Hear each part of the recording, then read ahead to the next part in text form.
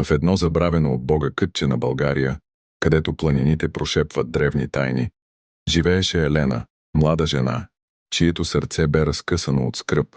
Синът й, единствената й радост, бе покосен от нелечима болест, която бавно го влечеше към бездната.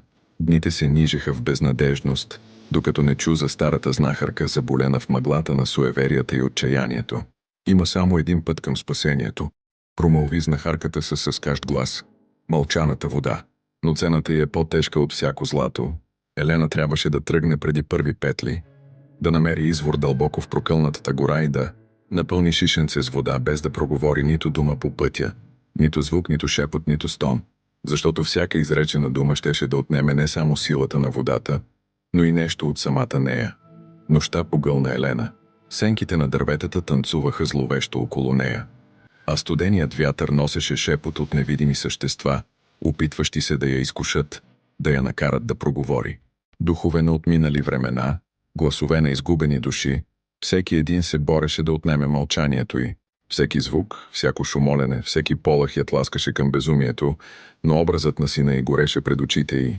Сърцето й биеше като обезумял тъпан. Дробовете й горяха, но тя продължаваше, безмълвна и решителна. Достигна до извора. Водите му блестяха със студена лунна светлина.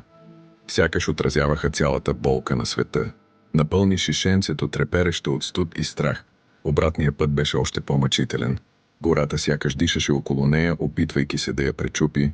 На разсъмване, изтощена и с празен поглед, Елена се върна. Синът й лежеше неподвижен.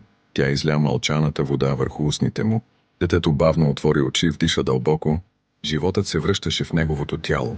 Но когато се обърна към майка си, за да й благодари, тя не може да произнесе нито звук. Цената бе платена, гласът й, дарът на словото, бе отнет завинаги. Сега Елена живееше мълчаливо, свидетел на своето спасение и своето проклятие. Тя бе спасила сина си, но бе загубила част от себе си.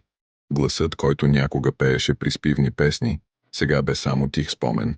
И така, легендата за мълчаната вода се предава от поколение на поколение. История за силата на майчината любов и ужасната цена на едно чудо,